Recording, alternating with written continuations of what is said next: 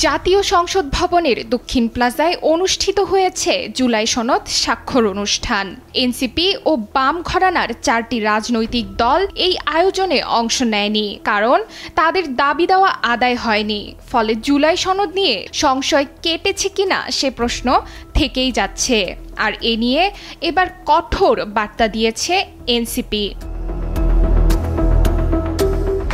জাতীয় নাগরিক পার্টির সদস্য সচিব আখতার হোসেন জানিয়েছেন, 3 দফা দাবি বাস্তবায়নে শেষ পর্যন্ত ঐকমত্য কমিশনের সঙ্গে আলোচনা চালিয়ে যেতে চান তারা। জনগণকে নিয়েই যে কোনো সিদ্ধান্ত গ্রহণ করা হবে। কিন্তু আলোচনার মাধ্যমে এর সমাধান না হলে এনসিপি কি করবে? আখতার হোসেন জানান, কমিশনের সাথে আলাপ জারি থাকবে। এরপরও মীমাংসা না হলে তাদের কিছু রাজনৈতিক কর্মসূচি রয়েছে এবং জনগণকে সাথে নিয়ে সেগুলো পালন করা হবে। তবে এ বিষয়ে আলোচনার মাধ্যমে সমাধানের কথা বলেছেন বিএনপি মহাসচিব মির্জা ফখরুল ইসলাম আলমগীর। জাতীয় নাগরিক পার্টির অংশ না নেওয়া প্রসঙ্গে তিনি বলেন, হয়তো কোথাও ভুল বোঝাবুঝি হয়েছে। শুক্রবার জুলাই সনদে স্বাক্ষর করেন প্রধান উপদেষ্টা অধ্যাপক মোহাম্মদ ইউনূস ও জাতীয় ঐকমত্য কমিশনের সদস্যরা। এছাড়াও বিএনপি, জামায়াতে ইসলামী সহ বিভিন্ন রাজনৈতিক দলের নেতারা করেছেন স্বাক্ষর।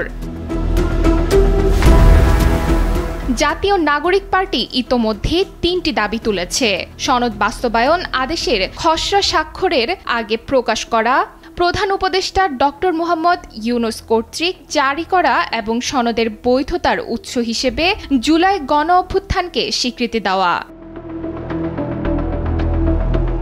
সনদে 84টি সংস্কারের বিষয়ে গণভোট অনুষ্ঠিত হবে। যদি জনগণ সনদের পক্ষে রায় দেয়, নোট অফ ডিসেন্টের কার্যকারিতা থাকবে না। নির্বাচিত সংসদ সংবিধান সংস্কারের মাধ্যমে জনগণের সিদ্ধান্ত বাস্তবায়ন করবে এবং সংবিধানের নাম হবে বাংলাদেশ সংবিধান 2026।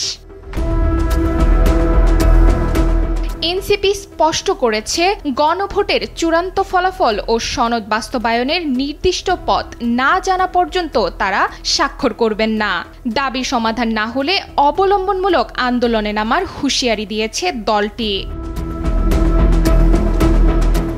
ডেস্ক রিপোর্ট, সময়ের আলো।